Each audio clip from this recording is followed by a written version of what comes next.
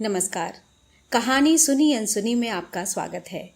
दोस्तों, अगर आपको ये कहानियाँ अच्छी लग रही हैं तो उन्हें लाइक करें और चैनल को सब्सक्राइब करें।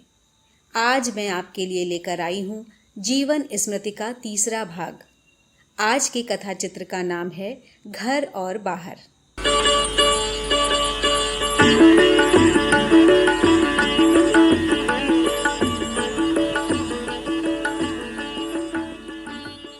हमारे बचपन में भोग विलास के अवसर बहुत ही कम थे। कुल जमा तब के जीने के तौर तरीके आज से बहुत ज्यादा सीधे साधे थे। आज का जमाना उस युग के सभ्य समाज की सम्मान के रक्षा के साधन देख ले तो मारे शर्म के वह उसके साथ अपना रिश्ता ही कबूल करना नहीं चाहेगा। वह उस जमाने की खासियत थी। हम लोग नौकरों के ही शासन में थे। अपने कर्तव्यों को आसान बनाने के लिए उन लोगों ने हमारा हिलना डुलना तक एक तरह से बंद कर दिया था। रोक टोक कितनी ही सख्त क्यों न हो, फिर भी अनादर या उपेक्षा जबरदस्त किस्म की आजादी है और उस आजादी से हमारे मन खुले खुले थे। खूब खिला पिलाकर और पहना ओढ़ाकर हमारे मन को चारों तरफ से कसकर बांधा नहीं गया था। हमारे खान पान में शौकीनी की बू भी नहीं थी। कपड़े लत्ते भी इतने ज्यादा साधारण से थे कि आजकल के लड़कों के सामने उसकी सूची रखने में बेइज्जती का डर रहता है। 10 साल की उम्र के पहले कोई भी दिन हो, कभी किसी वजह से मोजे नहीं पहने और जाड़ों के दिनों में एक सफेद कुर्ता कमीज और एक सफेद कोट काफी था। इसके लिए कभी भी नसीब को नहीं कोसा। सिर्फ हमारे घर का दर्जी नियामत खलीफा जब लापरवाही से हमारे कुर्ते कमीज कोटों में जेब लगाना बेकार समझता तभी दुख होता। ऐसा लड़का किसी गरीब से गरीब के घर में भी जन्म नहीं लेता जिसके पास जेब में रखने लायक चल अचल कोई धन न हो। विधाता की कृपा से बच्चों के धन के बारे में धनी और गरीब घर में ज्यादा कुछ फर्क देखने में नहीं आता। हमसे जो बड़े थे उनकी गतिविधि, वेशभूषा, रहन सहन, आराम और मन बहलावे की बातचीत सभी कुछ हमसे बहुत दूर थी। उसकी झलक तो मिलती लेकिन उस तक पहुंच नहीं हो पाती। आजकल के लड़कों ने गुरुजनों को छोटा बना दिया है। कहीं भी उन्हें किसी तरह की रुकावट का सामना नहीं करना पड़ता। बगैर मांगे ही उन्हें सब कुछ मिल जाता है। किंतु हमें इतनी आसानी से कुछ भी नहीं मिला। कितनी ही बेमतलब की चीजें भी हमें आसानी से हासिल नहीं होती थीं और इस उम्मीद में कि बड़े होने पर किसी समय वे मिलेंगी, हम उन्हें आगत भविष्य के हाथों सौंपे हुए थे। उसका नतीजा ये हुआ कि तब मामूली सा जो कुछ भी मिलता उसका पूरा रस पा लेते थे, यानी उसके छिलके से लेकर बीज तक कुछ भी बर्बाद नहीं जाता था।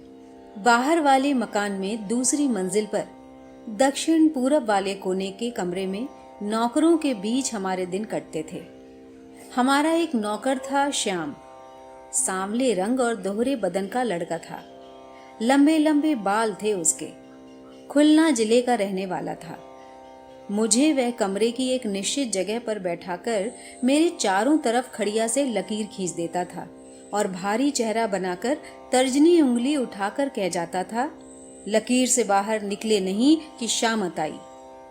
शामत सांसारिक होगी या दैवी, ये साफ साफ कुछ समझ में नहीं आता था, लेकिन मन में एक तरह का भारी डर छा जाता था।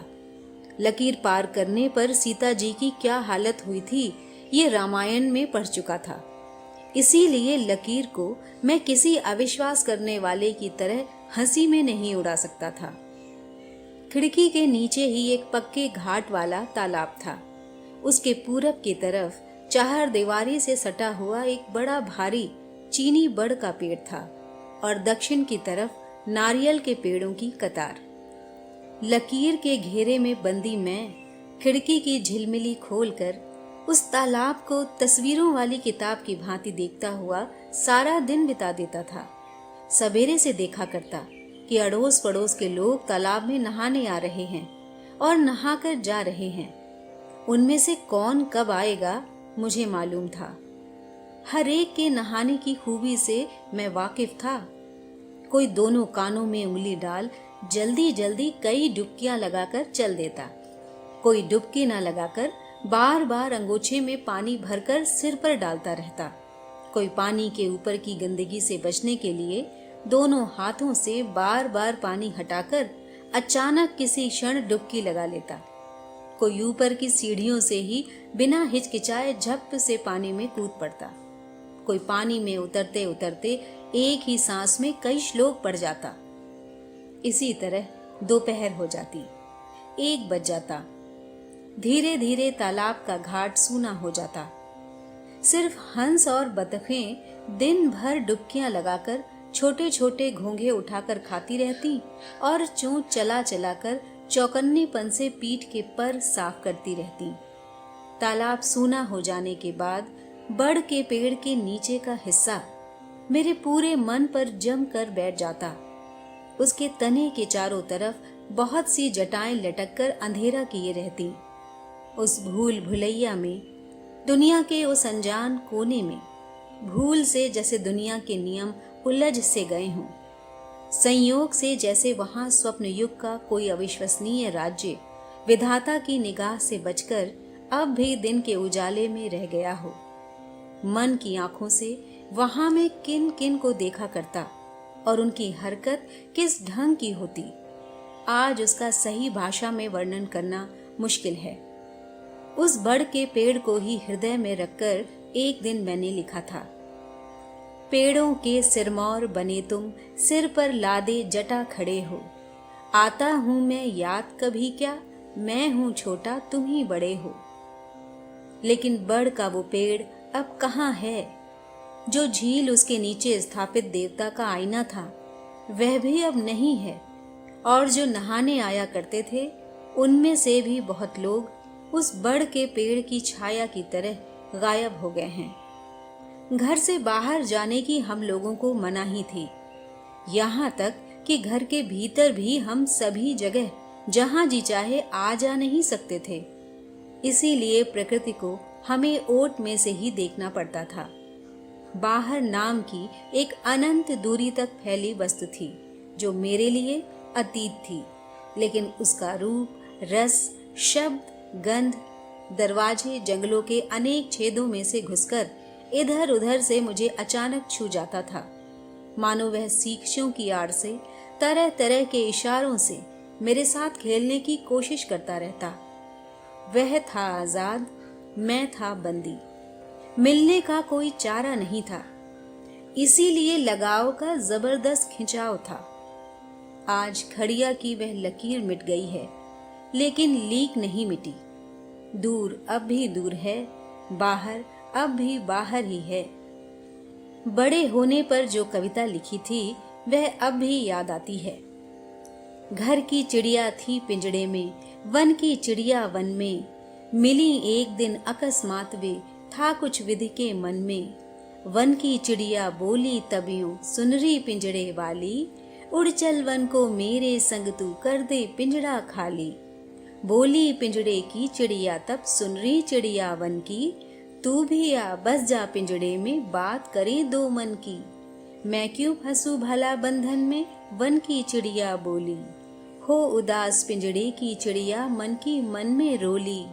छोड़ चलूं मैं सोने का घर, भटकूं जाकर वन में, घर की चिड़िया थी पिंजड़े में, वन की चिड़िया वन में। जब मैं कुछ बड़ा होने लगा और नौकरों का शासन कुछ ढीला हो चला, जब घर में नई बहुओं का आना शुरू हुआ और खाली वक्त के साथियों के रूप में उनकी तरफ से मुझे सहारा मिलने लगा, तब किसी किसी दिन मैं दोपहर को छत पर जा पहुंचता था। उस वक्त जबकि घर वाले सब खा पी चुकते थे, घर के काम धंधों से सबको छुट्टी मिल चुकती थी, घर का अंदरूनी भाग आराम करने की स्थिति में रहता था। तब उस सुनसान खाली वक्त में चार दीवारी के छेदों में से पिंजड़े की चिड़िया की जंगल की चिड़िया के साथ चोंच के जरिए जान पहचान चालू हो जाया करती थी। मेरे पिताजी प्रायः भ्रमण किया करते थे। तीसरी मंजिल का उनका कमरा लगभग बंद रहता था। खिड़की के अंदर हाथ डालकर चटखनी उठाकर मैं उसका दरवाजा खोल लेता और उस कमरे में दक्षिण की तरफ जो सोफा बिछा था उस पर चुपचाप पड़ा पड़ा सारी दोपहरी बिता देता। एक तो बहुत दिनों से बंद कमरा, दूसरे आने की इजाजत नहीं।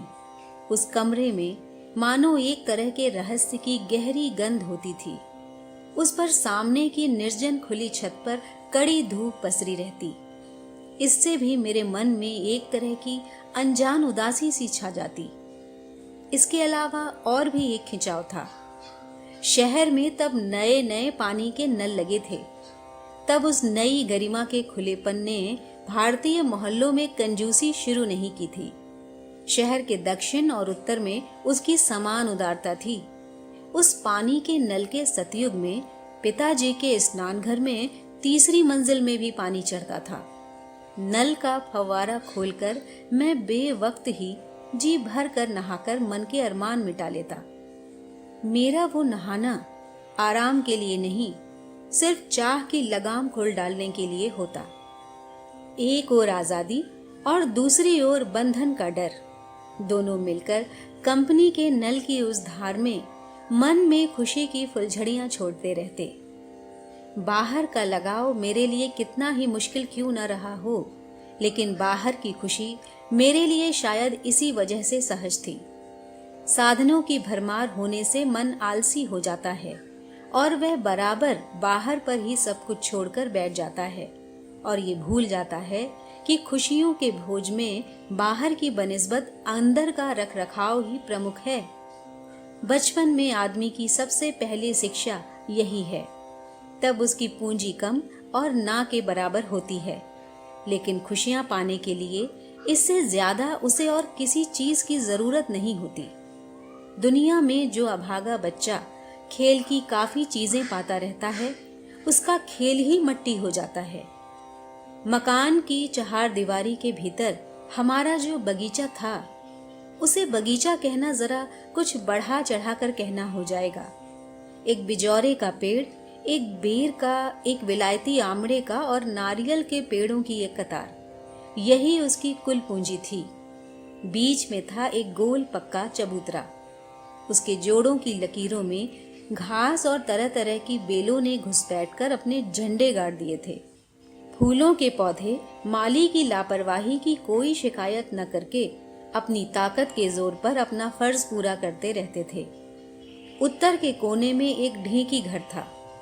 वहां गृहस्थी के कामकाज से कभी कभार घर की महिलाओं का आना जाना होता था।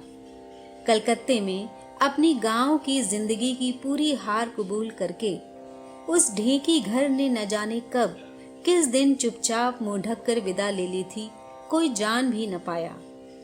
प्रथम पुरुष आदम का स्वर्गीय बगीचा हमारे उस बगीचे से ज्यादा सजा धजा था। कम से कम मेरा तो ऐसा विश्वास नहीं, क्योंकि पहले आदमी का स्वर्गलोक बेपर्दा था। जोड़ तोड़ से उसने अपने आप को ढका नहीं था। ज्ञान वृक्ष का फल खाने के बाद से आदमी के लिए साज सिंगार की जरूरत बराबर बढ़ती ही जा रही है और शायद तब तक बढ़ती ही जाएगी जब तक कि वह उस फल को पूरी तरह हजम नहीं कर लेता। घर का बगीचा हमारा ऐसा ही स्वर्ग का बगीचा था और वही मेरे लिए काफी था। मुझे खूब याद है, शरद ऋतु में सवेरे आंख खुलते ही मैं उस बगीचे में पहुंच जाता। बगीचे में घुसते ही ओस से भीगी घास की पत्तियों की एक सुहावनी खुशबू मेरे पास दौड़ आती और नई मुलायम धूप लिए पूरब की दिशा की दीवार पर नारियल के पत्तों की कांपती हुई झालरों के नीचे सवेरा आकर अपना मुंह फैला देता। हमारे मकान के उत्तरी हिस्से में एक और जमीन का टुकड़ा खाली पड़ा है। आज तक हम उसे गोला घर कहा करते हैं। इस नाम से साबित होता है कि पुराने जमाने में वहां धान का गोला बनाया गया था और उसमें साल भर के लिए अनाज इकट्ठा करके रखा जाता था। तब शहर और गांव कम उम्र के भाई बहनों की तरह बहुत कुछ एक सा चेहरा लिए दिखाई देते थे। अब तो दीदी के साथ भाई का मेल ढूंढ निकालना ही मुश्किल हो गया है। छुट्टी के दिन मौका पाते ही मैं उस गोला घर में पहुंच जाता। खेलने के लिए जाता था ऐसा कहना ठीक ना होगा। खेल की बनिस्बत उस जगह को लेकर मेरा ज्यादा ही खिंचाव था। इसकी वजह बता पाना मुश्किल है। शायद घर के कोने में अनोखी खाली जमीन होने से ही मेरे लिए वह भेद भरी हो उठी थी। वह हम लोगों के रहने की जगह नहीं थी, किसी काम में नहीं आती थी, मकान के बिल्कुल बाहर थी। उस पर हर रोज के इस्तेमाल की कोई छाप नहीं थी। उजाड़, बेकार और खाली पड़ी जमीन थी।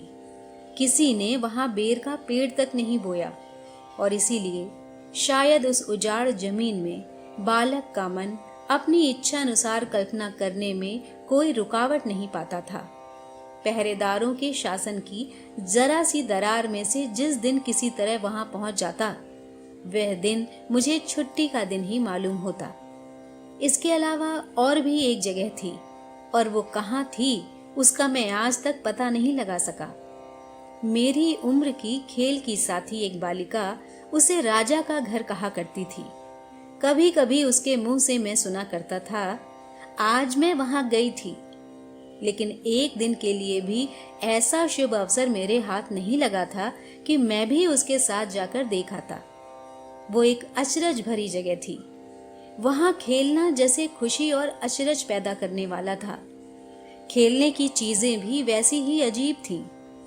मालूम होता था कि वो जगह बहुत ही नजदीक है, पहली या दूसरी मंजिल में कहीं होगी, लेकिन फिर भी किसी न किसी तरह से वहां पहुंचना मुमकिन न होता।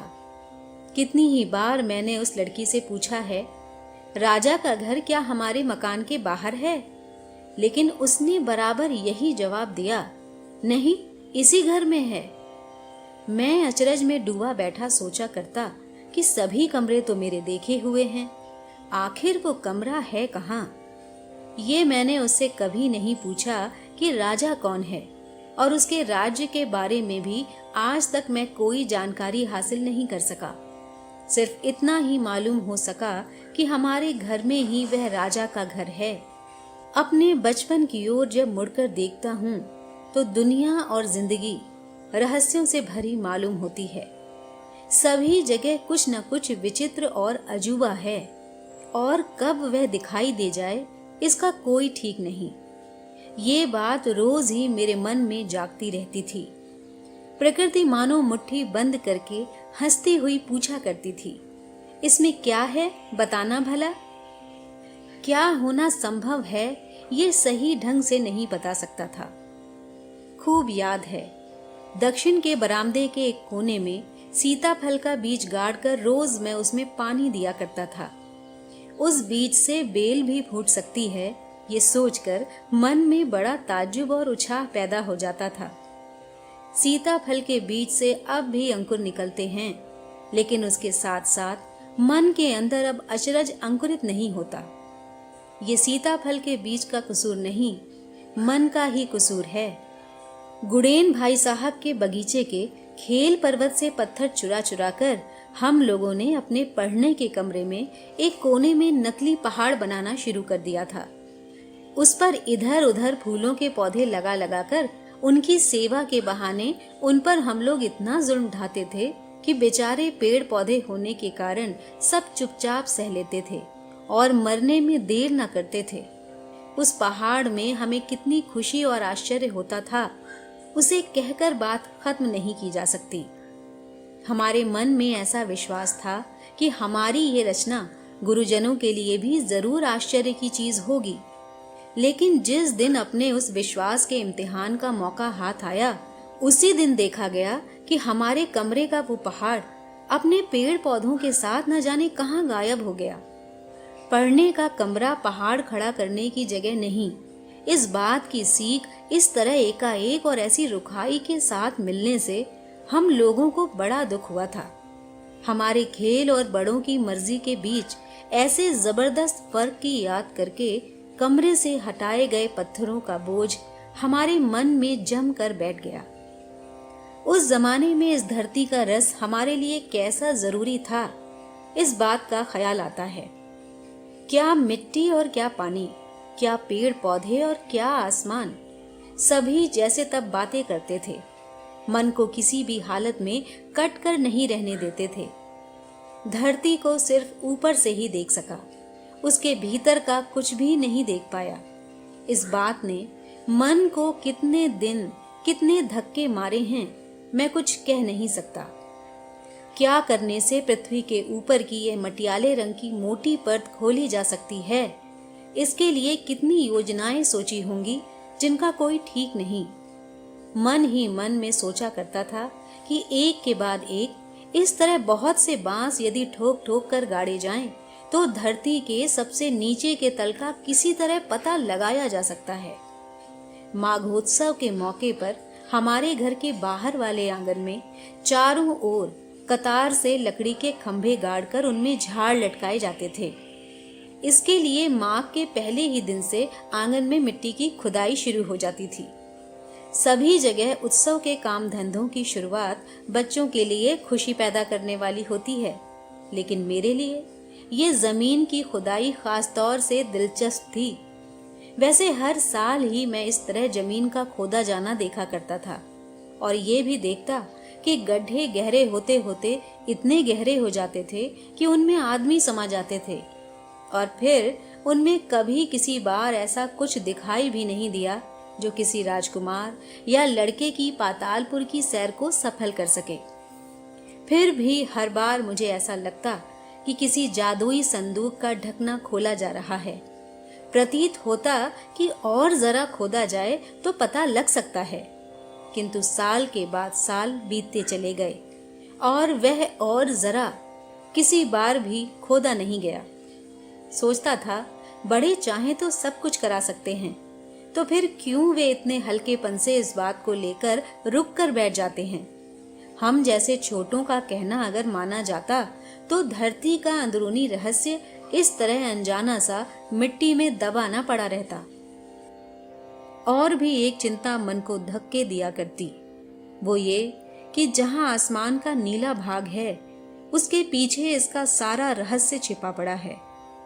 जिस दिन हमारे पंडित जी ने बोधोदय पढ़ाते समय हमें ये बताया कि आसमान में जो नीला गोला सा दिखाई देता है वो कोई रुकावट ही नहीं, उस दिन एक ऐसा असंभव सा अचरज हुआ था कि कहा नहीं जा सकता। उन्होंने कहा, सीढ़ी पर सीढ़ी लगाते हुए चाहे जितना चढ़ते जाओ कहीं भी सिर नहीं टकराएगा। मैंने समझा कि सीढ़ियों के विषय में वे बेकार की कंजूसी कर रहे हैं। मैं बराबर आवाज ऊंची करते हुए कहता गया, फिर सीढ़ी, फिर सीढ़ी, फिर सीढ़ी और फिर सीढ़ी। आखिर जब समझ में आ गया कि सीढ़ियों की संख्या बढ़ाने से कोई फायदा नहीं, तब आश्चर्य से दंग रहकर सोचने लगा। तब ऐसा लगा कि यह ऐसा एक आश्चर्य का विषय है कि दुनिया में जो मास्टर हैं वे ही सिर्फ जानते हैं और कोई नहीं जानता।